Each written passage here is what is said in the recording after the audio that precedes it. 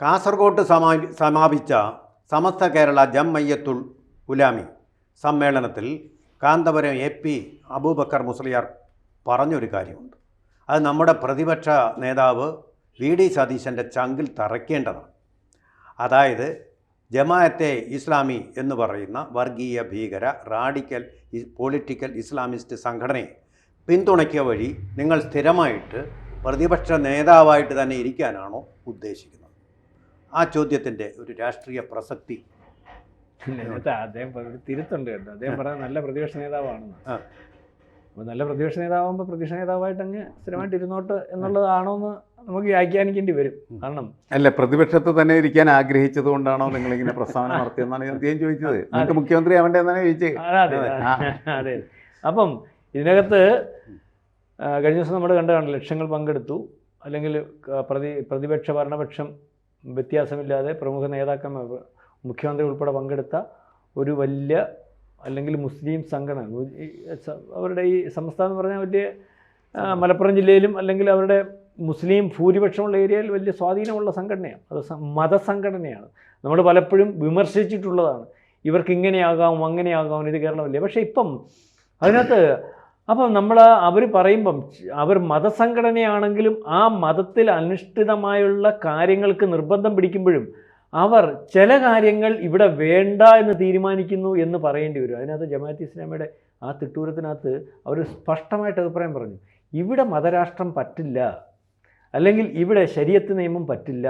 ആ രീതിയിൽ ഈ രാജ്യത്തെ കൊണ്ടുപോകുന്നതിന് വേണ്ടി നിൽക്കുന്ന ജമാഅത്തെ ഇസ്ലാമി പോലുള്ളവരുടെ തിട്ടൂരം അംഗീകരിച്ചു കൊടുക്കാൻ പറ്റുന്നതല്ല. അത് മുസ്ലിം സമുദായത്തെ ഇല്ലാതെയാക്കും, ഈ പറയുന്ന കേരളത്തെ ഇല്ലാതെയാക്കും, ഇന്ത്യ ഇല്ലാതെയാക്കും, ചെറുപ്പക്കാരെ തെറ്റായ രീതിയിൽ വഴിതിരിക്കും. ആ സ്ഥാനത്താണ് ഈ പറയുന്ന ഒരു ജനാധിപത്യ പാർട്ടിയുടെ അല്ലെങ്കിൽ കോൺഗ്രസ് പോലുള്ള ഒരു പാർട്ടിയുടെ മതേതര ജനാധിപത്യ സംവിധാനം ഉയർത്തിപ്പിടിക്കണമെന്നും അതാണ് ഏറ്റവും വലുതെന്നും അല്ലെങ്കിൽ ഒക്കെ പറഞ്ഞ് ജനങ്ങൾക്കിടയിൽ അംഗീകാരമുണ്ടാക്കി രാജ്യം ഭരിച്ചിരുന്ന, കേരളത്തിൽ വലിയ വേരുകളുള്ള, നാളെ കാലത്തിൽ അധികാരത്തിൽ വരാൻ സാധ്യത ഉള്ള അല്ലെങ്കിൽ അതിനുവേണ്ടി ശ്രമിക്കുന്ന ഒരു പാർട്ടിയുടെ നേതാവ്, പ്രധാനപ്പെട്ട നേതാവ്, പ്രതിപക്ഷ നേതാവ് പറയുന്നത് മതമാണെന്ന് ശരിയെന്ന് ഉറക്കെ പറയുന്നവരുടെ കൂടെ അവരുടെ വോട്ട് മേടിക്കുമെന്ന് പരസ്യമായിട്ട് പ്രഖ്യാപിക്കുന്നു. അവർ ഭരണഘടനയെ ലംഘിക്കുന്ന കാര്യം അല്ലെങ്കിൽ നമ്മുടെ ഇന്ത്യൻ ഭരണഘടനയെ അംഗീകരിക്കുന്നില്ല എന്നുള്ള കാര്യം നിൽക്കുമ്പോൾ, അല്ലെങ്കിൽ നമ്മുടെ ജുഡീഷ്യറി അംഗീകരിക്കുന്നില്ല എന്ന കാര്യം നിൽക്കുമ്പോൾ, അല്ലെങ്കിൽ മതരാഷ്ട്രവാദത്തിന് വേണ്ടി ഉറക്കെ ഈ എപ്പോഴും ആരെയും പേടിക്കാതെ പറയുമ്പോൾ അവർ ഞങ്ങളുടെ കൂടെയാണ്, അങ്ങനെയൊന്നുമല്ല എന്ന് കൃത്യമായിട്ട് തിരുത്തി ആരോ പറയിക്കുന്നത് പോലെ നിർബന്ധമുള്ളതുപോലെ മുന്നോട്ട് പോകുന്ന ഒരു പ്രതിപക്ഷ നേതാവ്. അതിനകത്ത് നമുക്ക് സംശയിക്കേണ്ടിയിരിക്കുന്നു പലവട്ടം പറയുമ്പോൾ. അപ്പോൾ ഇതിനകത്ത് ഇപ്പം ഇദ്ദേഹം പറഞ്ഞതെന്ന് പറഞ്ഞാൽ പ്രതിപക്ഷ നേതാവ് കൊള്ളാം, കാര്യങ്ങൾ പറയാൻ കൊള്ളാം, അല്ലെങ്കിൽ കാര്യങ്ങൾ പറയുന്നത് ഇതുപോലുള്ള കാര്യങ്ങളാകുമ്പോൾ അത് ശരിയായ രീതിയിൽ അംഗീകരിച്ച് കൊടുക്കാൻ പറ്റത്തില്ല.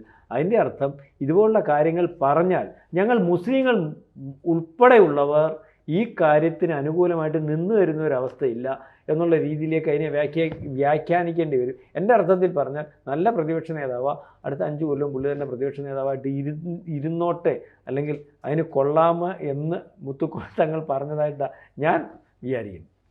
അല്ല, ഞാനിതിനകത്ത് കാണുന്നത് ജമാഅത്തെ ഇസ്ലാമിയുടെ പ്രശ്നത്തിൽ കൃത്യമായിട്ടുള്ള അവ്യക്തത നിലനിൽക്കുന്നു എന്നുള്ളതാണ്. സതീശൻ പറയുന്നത് ജമാഅത്തെ ഇസ്ലാമിക്ക് മതരാഷ്ട്രവാദമില്ല എന്നാണ്. എന്നാൽ ജമാഅത്തെ ഇസ്ലാമിയുടെ കേരളത്തിലെ തന്നെ പ്രമുഖനായിട്ടുള്ള നേതാവ് കഴിഞ്ഞ ദിവസം വ്യക്തമാക്കി, ഇല്ല, ഞങ്ങൾ മതരാഷ്ട്രവാദികളാണ്. ജമാഅത്തെ ഇസ്ലാമി എന്താണ് എന്ന് പറയേണ്ടത് ആരാണ്? ജമാഅത്തെ ഇസ്ലാമിയാണ്. അതവർ പറഞ്ഞ് ഞങ്ങൾ മതരാഷ്ട്രവാദികളാണ്. മതരാഷ്ട്രവാദികൾ എന്ന് പറയുമ്പോൾ പൊതുവെ സമൂഹത്തിന് ഇതിൻ്റെ കാര്യങ്ങളൊന്നും മനസ്സിലാവില്ല. അവർ പറയുന്ന വിഷയത്തിൻ്റെ അടിസ്ഥാനപരമായ എതിർക്കപ്പെടേണ്ട വിഷയം എന്താണെന്ന് വെച്ചാൽ, മതരാഷ്ട്രവാദം എന്ന് പറഞ്ഞാൽ രാഷ്ട്രത്തിൻ്റെ നിയമങ്ങളെല്ലാം മതത്തിൻ്റെ നിയമങ്ങളാകണം എന്നുള്ളതാണ്. ജുഡീഷ്യറി എങ്ങനെ പ്രവർത്തിക്കണമെന്ന് മതം തീരുമാനിക്കും. നമ്മളിവിടെ നമ്മുടെ ഭരണഘടനയെ കെട്ടിപ്പിടിച്ചാണ് ജീവിക്കുന്നത്. പലതരത്തിലും ഹിന്ദുത്വ വർഗീയതയുടെ പരിപാടികൾ നടപ്പിലാക്കാനായിട്ട് BJPയും RSSും ഒക്കെ ശ്രമിക്കുന്ന സമയത്ത് അതിനെതിരെ ഉയർത്തിപ്പിടിക്കുന്നതാണ് ഭരണഘടന. ആ ഭരണഘടന അംഗീകരിക്കേണ്ടതില്ല, അത് പറയുന്ന രീതിയിലൊന്നും ഞങ്ങൾ പ്രവർത്തിക്കില്ലെന്ന് പ്രഖ്യാപിക്കുന്നവരാണ് ജമാഅത്തെ ഇസ്ലാമി. അതാണ് പ്രശ്നം. ശരീഅത്ത് നിയമങ്ങൾ അതാണ് എല്ലാത്തിൻ്റെയും അടിത്തറ. എല്ലാ കാര്യങ്ങളുടെയും നിയമപരമായ തീരുമാനങ്ങൾ എടുക്കുന്ന ശരീഅത്ത് നിയമമാണെന്ന്. അതും മതരാഷ്ട്രവാദികൾക്ക് മതരാഷ്ട്രം നടപ്പിലാക്കി കഴിയുമ്പോൾ നടപ്പിലാക്കാൻ പറ്റുന്നതാണ്. ഇന്ത്യയിൽ പറ്റുമത് പറ്റില്ല. എന്തായാലും ഈ വിഷയത്തിലാണ് വളരെ ശക്തമായിട്ടുള്ള സംഘർഷാത്മകമായിട്ടുള്ള അഭിപ്രായ വ്യത്യാസം നിലനിൽക്കുന്നത്.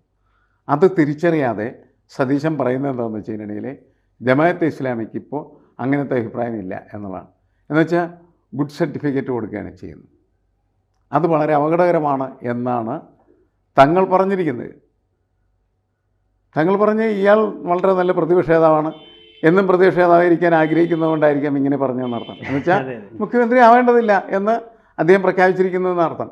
അപ്പോൾ വളരെ ഗൗരവമായിട്ട് ആ തീരുമാനം എടുക്കപ്പെടേണ്ടി വരും. അല്ലെങ്കിൽ ഈ തദ്ദേശ സ്വയംഭരണ സ്ഥാപനങ്ങളിലേക്ക് നടന്ന തെരഞ്ഞെടുപ്പിൽ UDF ടീം വിജയിച്ചത് എന്തുകൊണ്ട് എന്ന ചോദ്യമുണ്ട്. അതിന് ഏറ്റവും പ്രധാനപ്പെട്ട ചോദ്യം മുസ്ലിം സമുദായം കൂട്ടമായിട്ട് UDFന് അനുകൂലമായിട്ട് വോട്ട് ചെയ്തതിൻ്റെ പേരിലാണ്.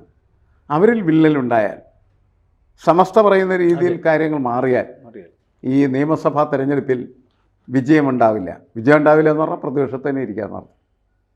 അപ്പോൾ ഇതിനകത്ത് സതീശൻ പ്രതിപക്ഷത്തിരിക്കണോ മുഖ്യമന്ത്രിയാകണോ എന്നുള്ളതല്ല നമ്മുടെ വിഷയം. നമ്മുടെ വിഷയം എന്ന് പറയുന്നത് ജമാഅത്തെ ഇസ്ലാമി ഇതിപ്പോൾ പ്രത്യേകിച്ച് ഇന്ത്യയിൽ വളരെ ശക്തവും തീവ്രമായിട്ടുള്ള രീതിയിലുള്ള ചർച്ചയ്ക്ക് വരുന്നതിൻ്റെ കാരണം തൊട്ടടുത്ത് ബംഗ്ലാദേശ്, അവിടെ കലാപങ്ങൾ നടന്ന്, ക്യാമ്പസ് കലാപങ്ങൾ നടന്നു, അധികാര കൈമാറ്റങ്ങളുണ്ടായി. ആ അധികാരം ഇപ്പോൾ അക്കാലത്ത് ജയിലിലായിരുന്ന ജമാഅത്തെ ഇസ്ലാമിയുടെ കയ്യിലാണ്. അവരാണ് എല്ലാ കാര്യങ്ങളും ഇപ്പോൾ തീരുമാനിക്കും. അവരുടെ ചില ആളുകൾ അവിടെ നടന്ന് കച്ചവടം ചെയ്യുന്നതായിട്ടുള്ള ഇന്ത്യക്കാരായിട്ടുള്ള ആളുകൾ, പ്രത്യേകിച്ച് ഹിന്ദുക്കളായിട്ടുള്ള ആളുകൾ തല്ലിക്കൊല്ലുന്ന വാർത്തകൾ വന്നുകൊണ്ടിരിക്കുന്നത് അല്ലേ? ജനാധിപത്യ സംവിധാനത്തെ തകിടം മറിച്ച് 10% താഴെയുള്ള ജമാഅത്തെ ഇസ്ലാമി ബംഗ്ലാദേശ് ഭരിക്കുക. അതാണ് പ്രശ്നം. അവര് മത്സരിക്കുന്നുണ്ട്, തെരഞ്ഞെടുപ്പ് നടന്നുകൊണ്ടിരിക്കുകയായിരുന്നു. ഇപ്പോൾ ഇന്നല്ലേ തെരഞ്ഞെടുപ്പ് നടക്കുന്നത്? നമ്മുടെ തെരഞ്ഞെടുപ്പ് നടക്കുകയാണ്. ആ തെരഞ്ഞെടുപ്പിലും ചിലപ്പോൾ അവർ തന്നെ ആയിരിക്കും വരുന്നത്, അധികാരത്തിലെത്താൻ അവർ തന്നെ. അപ്പം അങ്ങനെ അധികാരത്തിൽ അവരെത്തിയാൽ പിന്നീട് ഇന്ത്യയും ഈ ബംഗ്ലാദേശും തമ്മിലുള്ള സംഘർഷം എന്ന് പറയുന്നത് ശക്തമാകുകയും ഇന്ത്യയിലെ ജമാഅത്തെ ഇസ്ലാമിയെ ചിലപ്പോൾ കേന്ദ്ര ഗവൺമെൻറ് എന്ത് ചെയ്യാൻ നിരോധിക്കാൻ സാധ്യതയുണ്ട്. കാരണം നമ്മുടെ രാഷ്ട്രത്തിനെതിരെ ഒരു ശത്രു രാഷ്ട്രമായിട്ട് മാറ്റാൻ ജമാഅത്തെ ഇസ്ലാമി ബംഗ്ലാദേശിൽ പരിശ്രമിച്ചുകൊണ്ടിരിക്കുന്നു. അപ്പോൾ ഇത്തരം കാര്യങ്ങളൊക്കെ രാഷ്ട്രീയ നേതാക്കൾ എന്ത് ചെയ്യും? പരിഗണിക്കണം. തെരഞ്ഞെടുപ്പിൽ വോട്ട് കിട്ടാൻ വേണ്ടി ഒരിക്കലും വർഗീയത ഉപയോഗിക്കില്ല എന്ന് ആണയിട്ട് വർഗീയതയ്ക്ക് വേണ്ടിയിട്ട് അല്ലെങ്കിൽ വർഗീയതയ്ക്കെതിരായിട്ട് പോരാടിയിട്ട് മരിച്ചു വീണാൽ ആ വീരാളിപ്പട്ടുടുത്ത് ഞാൻ പോവാം എന്നൊക്കെ പറഞ്ഞ സതീശനാണ് ഈ കാര്യത്തിൽ ഇങ്ങനത്തെ നിലപാട്. അതൊരു പ്രശ്നമാണ് ശരിക്കും പറയാൻ. അത് പ്രശ്നമായിട്ട് തെരഞ്ഞെടുപ്പ് എടുക്കുമ്പോൾ കൂടും. അപ്പോൾ നല്ലത് അവരെ വിട്ടുകളയാ. അതെ അതെ, അവരെ കൊണ്ട് ചർച്ച ചെയ്യേണ്ട ആവശ്യമില്ല. അവരെവിടെയെങ്കിലും പോട്ടെ, കൂടെ നിൽക്കണമെന്ന് നിന്നോട്ടെ. പക്ഷെ അവരെ ഈ വെള്ളപൂശാൻ നടക്കരുത്, അവർക്ക് വേണ്ടി സംസാരിക്കാൻ.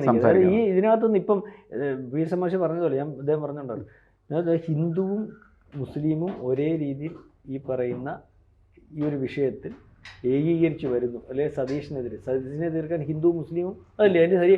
സമസ്തയ്ക്ക് വലിയ സ്വാധീനമുണ്ട് കേട്ടോ. സമസ്തയ്ക്കെതിരായിട്ട് മുസ്ലിം ലീഗ് ഒരിക്കലും പറയത്തില്ല. കാരണം അവർ തീരുമാനിച്ചാൽ പലതും നടക്കുന്ന അല്ലേ, അങ്ങനത്തെ ഒരു സംഘടനയാണ്. അപ്പം അതൊരു കാര്യമാണ്.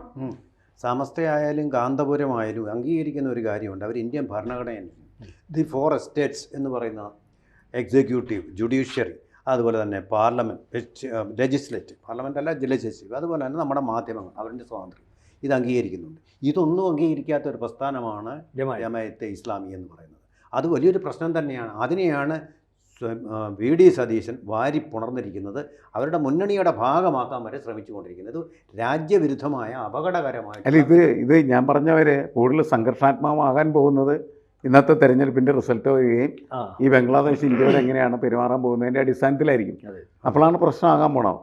ഇതുവരെ അങ്ങനെ പ്രശ്നമായിരുന്നില്ല. അവരവിടെ ജയിലിലായിരുന്നു.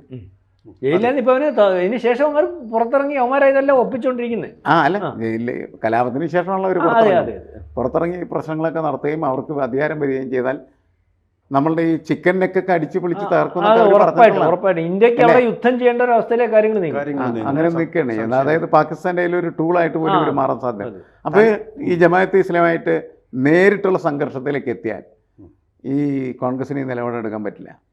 പറ്റാത്ത സ്ഥിതിയിലേക്ക് കാര്യങ്ങൾ പോകാൻ സാധ്യത കൂടുതലാണെന്ന് എനിക്ക് തോന്നുന്നു. അവർ ജയിക്കാൻ വേണ്ടി അമേരിക്ക ഒരു സോപ്പും കൂടി കൊടുത്തിട്ടുണ്ട്. അതായത് ബംഗ്ലാദേശിൽ നിന്ന് തുണി കയറ്റുമതി ചെയ്യുന്നതിന് 0 ടാക്സ്, യാതൊരു ചുങ്കവും ഈ നേരത്തെ ആ തെരഞ്ഞെടുപ്പിന്റെ തലേദിവസം രാഹുൽ ഗാന്ധി പറഞ്ഞു, നിങ്ങൾ എന്താണ് തുണി വ്യവസായത്തിന്റെ കഥ കഴിച്ചു എന്ന് പറഞ്ഞാൽ ഈ ഒരു കാര്യത്തിലാണ്. തുണി 2 ദിവസം മുമ്പ് തീരുമാനം അതെ, ആ തുണി ഉൽപ്പന്നങ്ങൾ 0 ടാക്സ് അവർക്ക് കയറ്റി അയക്കാൻ പറ്റുമ്പോൾ നമുക്ക് മത്സരിക്കാൻ പറ്റില്ല. നമുക്ക് 18% ടാക്സ്, 18% നേരത്തെ അവർക്ക് 19 ഇപ്പോൾ 0 ടാക്സിലേക്ക് മനസ്സിലായി. അപ്പോൾ അത് വലിയ പ്രശ്നമാണ്. ഇതൊക്കെ ഈ ജിയോ പൊളിറ്റിക്സിൽ ഉണ്ടാകുന്ന മാറ്റങ്ങളൊക്കെ നമ്മുടെ പ്രാദേശികമായിട്ടുള്ള രാഷ്ട്രീയത്തിലും പ്രതിഫലിക്കാനായിട്ടുള്ള സാധ്യതയുണ്ട്.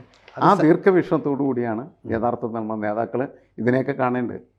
സെന്റ് മാർട്ടിൻസ് ദ്വീപ് സാർ, സെന്റ് മാർട്ടിൻസ് ദ്വീപ് കൈക്കലാക്കാനുള്ള തന്ത്രമാണ്. അപ്പോൾ തീർച്ചയായിട്ടും ഈ പറയുന്ന ഈ ജമാഅത്തെ ഇസ്ലാമി അവിടെ അധികാരത്തിൽ വന്നാൽ അത് കൊടുക്കും. അതിനുവേണ്ടിയാണ് ജമാഅത്തെ ഇസ്ലാമിയുടെ ആളായിട്ടുള്ള 7ാം കൂലിയായിട്ടുള്ള മുഹമ്മദ് യൂനിസിനെ അവർ പാവ ഗവൺമെൻറ്റായിട്ട് അവിടെ വെച്ച് വാഴിച്ചു കൊണ്ടിരിക്കുന്നത്.